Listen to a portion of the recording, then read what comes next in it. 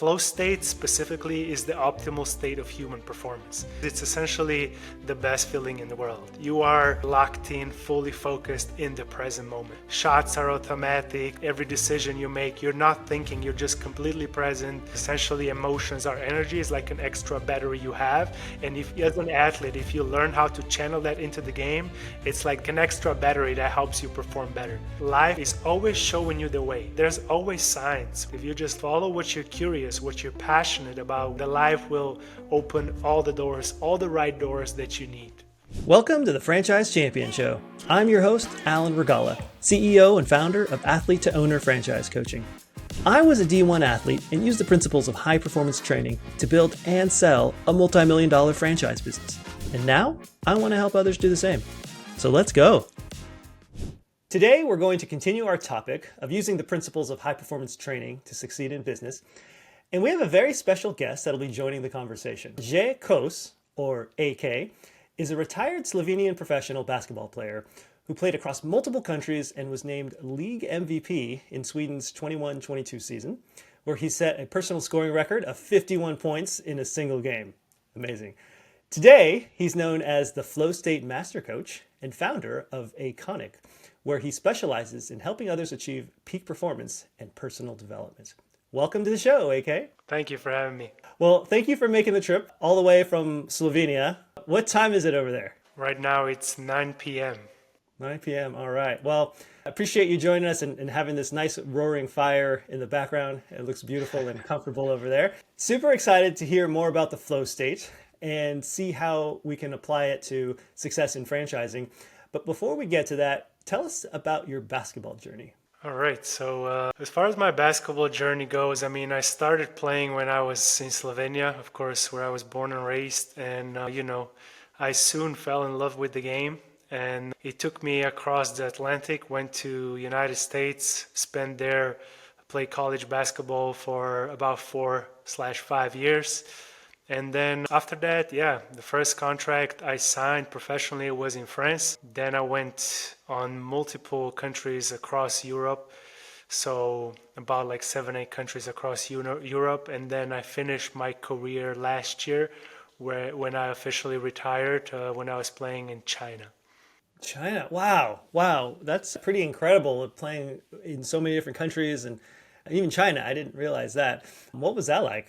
It was, as far as basketball goes, it was unbelievable. I really enjoyed the atmosphere. The arenas, packed arenas, and just like that's amazing treatment. They really treat you like a royalty over there. And it was special. It was special. I really felt like, all those times training over multiple years, tens of thousands of hours spent into this game, just to play against some top level competition, some ex-NBA players as well. It was really special. So I really enjoyed my time there. That's really cool. Wow. Yeah. What an experience. I actually meant to ask about how you ended up retiring. I didn't know if you were injured or what happens, but so you were actually kind of chose to retire to pursue this. Does that sound right? Yeah, pretty much. That was let's say 90% it. Like I am a bit getting, I guess, worn out a little bit, physically. Like my body ain't taking as much of hits as it used to before. Like I need more time to recover and all that. But I could still be playing. I was still in great shape and I still had opportunities coming in. It's just like I ask myself, like, how can I truly serve others from the highest way possible? Is it through playing or is it through something else? And that's where I got the answer, that I should be focusing on this. So yeah. I love it. That's an amazing way to give back too, right? That is such a purposeful thing to do, to be able to help so many other people, achieve their dreams in, professional basketball, and get to that state where they're in the flow state and being able to be at the top of their games. It's an amazing gift you're giving to everyone else. Okay, well, tell us about your company, Aconic, and what do you do at Aconic? All right. So Pretty much what you pretty much said, like I call myself a flow state master coach, right? And Iconic is actually an umbrella company for the first brand, right? The first brand we've developed, or more so the signature program is called the Hooper's Awakening, where flow state mastery meets basketball. And that brand under Aconic is a specific brand that focus on basketball players only, right? So we help basketball players mentally, emotionally, and spiritually, meaning that we train flow state. Yeah, tell us about the flow state. I'm excited to hear about the flow state. Yes. What is the flow state? So, basically, if you look at us as a human beings from like the deepest perspective possible, right? We are much more than just a body, right? So we have a body, of course, we have a mind, we have a heart, we have a soul. And, in order for you to truly access flow state, you have to master all of them, right? Flow state specifically is the optimal state of human performance, okay? And that is mastered not only through the physical side of the game, but also mental, emotional, and spiritual side of the game. So if a player truly wants to be the greatest, the best, just like, for example, Kobe Bryant used to teach, you have to, and when I mean that, like it's absolutely necessary. You have to train the mental, emotional, spiritual side of the game and of yourself as well. Wow. Wow. And what is that like? What does that mean when you're in the flow state as it relates to, let's say, basketball? I mean, it's essentially, I call it a drug, because it's essentially the best feeling in the world. It's like an ability to stay present, right? It's literally be locked in, fully focused in the present moment. That's what flow state is. That ability to stay present, fully immersed in the rhythm of the game, where, shots are automatic, like every decision you make, you're not thinking, you're just completely present, just being in the moment. And that is that optimal state of human performance. So if you can achieve that, then, it's just unbelievable. Like you play amazing. Yeah. Yeah, I've definitely felt that in playing tennis on occasion.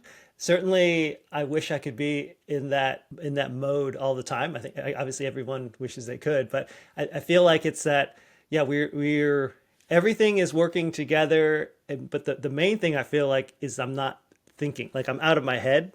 So I'm not thinking of what I'm trying to do or what I want to do, or it's just being, and everything seems to work together, and everything feels smooth and effortless, and it just goes by. I don't know.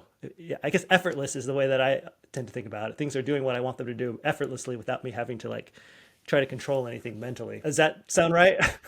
100%, and it's like something that you surrendered into, like flow state comes to you, you can't force it, right? You can't force the game. That essentially many times, when things don't go your way, whether you're playing basketball or something else, players try to like force their way into the game, but that's not how flow state works. Flow state comes to you, and it's truly possible. It's a skill. It's truly possible to train it. Yeah, I really love that term, flow state. I mean, it really resonates with me, and I think for a lot of people, even those that don't play sports, but they're doing other things, including stuff that's related to running a business. I think it still translates over, to other areas of your life where again it feels like it's the state of just you're not having to overthink, but you're just kind of doing and you're being. And I'm curious to know if you feel like other areas, what other areas maybe in your life, outside of basketball. Obviously within basketball it's great, and I want to get more into this and how you train with people, but are there other areas of your life that you feel like you can apply the flow state? Yes, I mean, certainly, like training flow state, training the mental, emotional, spiritual side, it allows you to maneuver through life at much more ease, because there's so many things that are included, and that connects with also how I train players. It's that ability to stay present. You have to learn how to truly surrender, whether that's basketball or life, right? You have to learn how to deal with your emotions. You have to understand your identity, just the growth mindset, success, what it means to be successful, like the leadership aspect. I mean, flow state and leadership, that goes hand in hand, foundation, that structure. You have to build a strong foundation in order for you to even be able to access flow state, and at the end of it comes mastery, where you truly like become master of it, and you can consistently tap into that state literally at a flick of the button. Wow. Wow. If you're wondering if franchise ownership is right for you, I'd love to help. As a franchise coach, I work one-on-one with my clients to, 1, find the perfect business match for their goals, skills, and investment level, and 2, help them prepare to be champions in their business. Here's the best part. My coaching services are completely free. To schedule a 15-minute introduction call, visit athletetoowner.com. The link is in the show notes. Now, back to our show. Well, it sounds like to master this, it's going to take a bit more than just one podcast episode here. But I'd love to give people kind of a taste of what that looks like from how you work, let's say, with your basketball clients, as far as teaching them the process of getting to that state. What are some of those like foundational elements, for example, that you start with? Yeah, I mean, I just mentioned them in a way, right? Those are like, I have 8 different keys that I go by, and they are all equally important to master flow state. Okay, so the thing is that my players, right, if I may say that way, my players are physically like 0.0001% of the world. Like they are, professionals, they are committed to the game. So physically they are taken care of. Right. Mm-hmm. So what I do with them is specific sets of exercises, that again, master that mental, emotional, and spiritual side. And I mean, if you want to know the exercises, we could be talking in here for hours, because there's plenty of things we do inside. But essentially, if I just touch some basic ones, there are specifically made and tailored meditations. So meditation is a big tool that we use inside. There are, exercises like building your alter ego. There is ability to channel your emotions. So we go through building anchors, so that when you are on the court, when those emotional, not outbursts, but more so emotional, strong moments come up, you need to learn how to, channel that energy, because essentially emotions are energy, is like an extra battery you have. And if, as an athlete, if you learn how to channel that into the game, it's like like an extra battery that helps you perform better. Okay. So those are like some of the things that we do inside, but this is like very, very small percentage, if that makes sense. Okay, so that one struck a chord with me, and I'm sure a lot of people can relate to, especially my tennis friends and myself sometimes, all of those things. But specifically, there's one I would love to get maybe we can go through an example of this. When things come up, you make a mistake, or someone makes an error. I miss a shot I should have easily made to make a winner to win the match, let's say, or win the set or whatever. But I'm still playing, and it's super frustrating. And the ability. How do you? Maybe if you could just start with one small example, like helping someone with, that controlling that mental state where they want to get super frustrated, or they are frustrated, and they're starting to get mad before things blow up. Like how does someone get calm? Like get that control over their emotions. And this could relate to business as well. When things blow up, in business world, you get an upset client, something of that nature. So I can see this applying to that as well. What is there like an example maybe you could go through of a meditation, or just a tip on this one specific thing? Well, if we go into that specific things you ask for, that's like more so where you are performing. Obviously meditation is something that prepares you to it, and you can't meditate while you're playing or when you're like doing something business wise. But if we go specifically a court situation, let's say, you're playing and, you commit a turnover, like you make a bad turnover, a bad play, and then, coach starts yelling at you, you get frustrated, the crowd is, I don't know, getting into it, maybe someone's watching you there and you feel embarrassed, there's all these emotions that might come up, and that's where channels / anchors come in handy. right? So for example, if those shadow emotions, as I like to call them, because there's no positive, negative emotions. I mean, you can use that expressions, but I feel like all emotions are powerful as long as you know how to use them, right? So for example, let's say frustration and embarrassment comes up. Those are what I call shadow emotions. You have an anchor. For example, I would, again, make a turnover, or I would miss a wide open layup. And as soon as I got a little bit emotional of it, like for example, I would literally flick my head, I would be like, I would do like this, and not like very strong, but just like a little bit, so that I have an anchor that brings me back to the present moment. Some Yeah, people blow in their fingertips.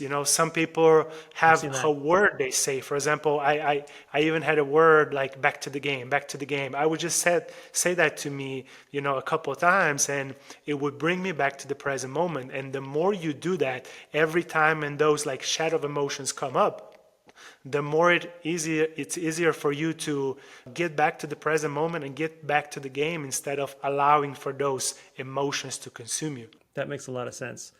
And so it sounds like the training that happens obviously are things you want to do outside of the game so that you're prepared mentally. So hopefully you don't get into those situations if you're in the right state, but there are things you can do like the anchoring, it sounds like, where you can plan ahead so that if they do come up, you can come back, get back, get reset and not explode.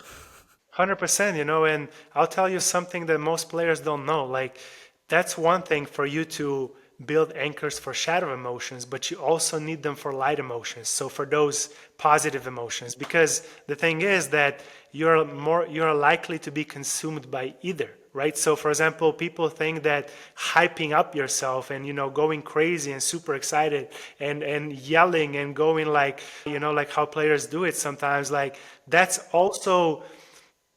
not emotional intelligence, because when you're playing, if you do that, emotions can consume you. So even if when you're excited, when you feel joy, when you feel like just, I don't know, passion, and you want to express it, all those things that people do more often than not in the game, it's like it consumes them. So you also have to have channels for those, and for example, one common one that Kobe Bryant always used to do every time he would make a big shot, and those like positive light emotions came up, like he would do the fist. Yeah. The fist is the channel. That is a Yeah. channel for you to channel all these emotions that come up to an anchor, rather Yeah. than yelling out there and going all crazy, because that eventually leads to losing focus and being out of the present moment, which you don't want. Got it. Got it. Okay, so just as with the shadow emotions, you need to, temper the light emotions as well and make sure you're not going on either extreme so that you're staying in the present. That's great. Yeah, Kobe's a great example. On the tennis side of things, I think of someone like Roger Federer, who, at least in his adulthood, in his prime, was just so mellow and even keel, throughout the match, whether he was, winning or losing. But you don't see huge fluctuations in getting mad at himself and yelling or getting too hyped up, on the other end. That's great. Yep. That's very cool. So, I the purpose of this is to really to learn more about the flow state and these things that you're talking about, and trying to figure out how these things, what can we apply from this into the world of business and life, right? There are so many things that cross over, and when running a business, there's lots of things that happen, and I think there's a lot of potential, it seems like, for the emotions to really go way up and way down, especially when they're down. That's the most, difficult part. Are there specific things in, I guess, in your world when you're training for flow state mastery? Are there specific areas of that you believe are more applicable, I guess, to someone in that's wants to apply this towards, running a business? That's a great question. That's a great question. I mean, I feel like literally each of these keys has its own purpose, and each of these keys I mentioned before are same applicable to the game of basketball as they are to the business, because for example, let's focus on another one. Like right now we were talking about emotions. Let's focus on leadership. Like leadership is such a big quality to have, but you have to understand what leadership is all about. You have to embody leadership. You have to learn how to be of service to other people, how to uplift others, how to focus on everybody else, not yourself, right? Yeah. Because good leaders are those that uplift others, that serve others.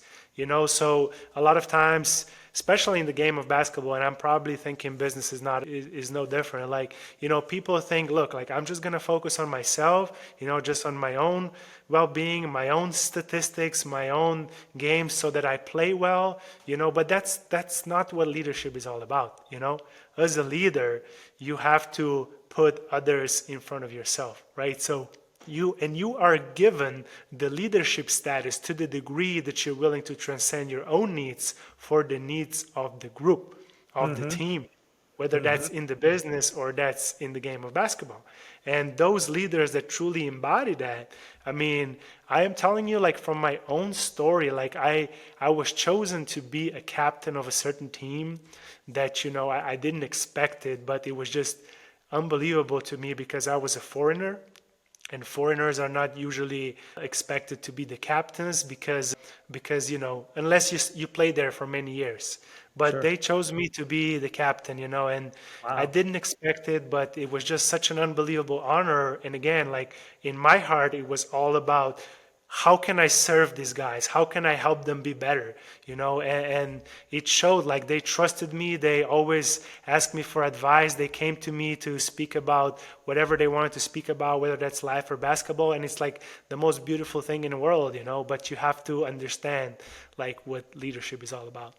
Yeah, that's beautiful. That's great. I think that is a perfect example of leadership. I mean, wow, what better example to use for business? If you're finding today's conversation valuable, I'd like to offer you my free guide, the Franchise Fit Playbook, a champion's guide to choosing the right business. This comprehensive resource walks you through the exact process I use with my coaching clients to identify their perfect franchise match. Download it for free at athletetoowner.com/playbook. You'll find the link in the show notes. Now, let's get back to our show. Tell me about, how do you go about helping someone out with the leadership? And I'm sure there's lots of steps and it takes time and whatnot, but give us some examples of how you might work with someone to improve their leadership skills. Right. So, at first, what I do, just like with all these different, I guess pieces of the puzzle I mentioned with these 8 keys, the first thing I do is to bring an awareness to the players, right? So the first thing we do is a little bit of, knowledge. So understanding what leadership is, understanding how to serve, I go into like different principles of leadership just for them to understand what it means to be a leader, right? Like I'm talking about with the mind, right? So once you understand that, then pretty much as like with each of my keys, each of these like weekly topics we do in a way, after that you go into practical application because without applied knowledge, there's no real results, right? So Yeah. you can have all the knowledge in the world, but if you don't apply it, there's Yeah. nothing. So when Learn it by comes to doing. leadership, I'm sorry? Learn by doing. Learn by doing, You got to right? do it, So, right? right, exactly. So leadership, is like, for example, one of the exercises I have my players do is get into a habit of doing one thing, either for your teammate, for your coach, for your family, for your friends, or anyone, any stranger you meet, one good thing, one service for another human being without expecting anything in return. No, that's great. That's great. I mean and that is very easily applicable, easily something that can be done by anybody, right? So that's a really good one. And it makes a lot of sense. I think for one, obviously the serving part, doing it, helping others, whether it's your team. And I like the idea of, you even said your coach, right? It's like, it's not just the people that are like under you or colleagues here, but even people above you and just anywhere. And then I guess the key there is not expecting anything in return, right? That's a big quality because like again, there is this notion or this like intention where players do certain things to get something back, right? So like I don't know, for example, I go to practice, and I am trying to work hard just so I play, just so I get a lot of minutes, or that I get praise from the coach, or that I sign a professional contract, or that I, just get something in return. And more often than not, like when we do something for someone else, we expect that they're gonna at least say thank you. Which is, I mean, it's nothing wrong with someone saying thank you back. It shows that they are, appreciative. But at the same time, like true leadership is about, unconditional love, right? If you look like the biggest examples in the world of like the deepest leaders in the world, like from, Nelson Mandela comes to mind, Martin Luther King, Jesus, like just these examples of people who sacrificed, who really embodied their purpose and, really led with that unconditional love, of not expecting anything in return, but giving all the love to others. So that is like, yeah, something a good leader does for sure. For sure. Oh, that's great. All right, so that's a good tip. I think anybody can start practicing today. Now you mentioned something else that struck a chord with me, which is really you mentioned people that are embody their purpose. Tell me about that, if that's something that you go over with your clients, your students as well. Yes, definitely. That's a big topic we have inside, and it's not just people that go through the program. We actually do this together. We have a community of players, of the most committed players in the world. Like it's amazing how we help one another grow as men and women. And it's just amazing to be a part of people that care. A part of a family that cares for one another. Yeah, so when we talk about purpose, big topic, and people often ask, like, what about, of course, my purpose right now is play basketball, but purpose can change, right? We always evolve our purpose through our lifetime, and one of the biggest tips that I give to my players is I always tell them, look, all you have to do is follow your curiosities. I love it. I love it. Follow your curiosities. That's great. That says two things to me. So one, it says to be curious, which I think a lot of people lose as they get older in life. I feel like as children, we are naturally curious, and then somehow along the road, people, I don't know what it is, but it just seems to kind of go away. People start focusing on other things, and they kind of lose that curiosity. Maybe they become more judgmental, and instead of being curious about things, they start to judge things. I don't know. So that's great. I love that part of it. And then to follow it is not just to be curious, but to actually pursue it. That's wonderful. I love it. Yes, like, and it's funny because like I always tell, like, look, like life is always showing you the way, whether you want to call it the universe, life, God. I mean, there's whatever name you want to use it, but there's always signs, right? If you just listen to it, if you just like, follow what you're curious, what you're passionate about, what I don't know, just you enjoy doing, at the end of the day, there's always, this is literally life showing you the way. This is the direction you're supposed to go. So, and the funny part is that, not most, pretty much everybody in this community is passionate about the game of basketball. But, game of basketball sometimes ends. So, if you continue to following your curiosities, then the life will open all the doors, all the right doors that you need. Yeah, I think that's great. Yeah, and it translates directly into business again. Being curious, whether it's being curious about your customers, your clients, like on the sales side of things. Like I think that's one of the most powerful ways to connect with clients is and customers is just to be curious, ask questions, and that's how you start to get to know your clients and because they start to talk and tell you about themselves, and the more curious you are, the more curious you are about your clients, the more they speak and the more you get to learn about them, and just the better the connections there. And really the same goes with marketing, being curious about what's the best way of finding people, of attracting my target demographic, what's the best way to get in front of people. I think that curiosity just really goes a long way. And it also opens the door to problem solving as well. When you're asking those questions, it also goes along with, how can I, you start that curiosity about how you can solve a problem, how you can figure things out, instead of making statements like I can't, or making excuses or whatnot, and getting into that kind of mindset, where there's the curiosity really just, it opens the door for those possibilities. I love that. 100%. So tell me, who do you work with? Do you work with people everywhere in the world, or just, professionals only, or, tell me about that. You see, right now, the focus is again on basketball, right? The vision for Aconic is to be the biggest worldwide brand for flow state mastery. And that's through all sports, take the world of sports. But right now, the focus is on basketball. And with basketball players, we have pretty much majority of our players are professionals. There are some late high school players, there are some college players, but majority are professionals. So, professionals from playing in low to mid-major to high-level teams, all the way up to EuroLeague and even NBA. So we have a range of players and a range of ages, but the common thing is that they are all fully committed to the game of basketball. That's really cool. I love it.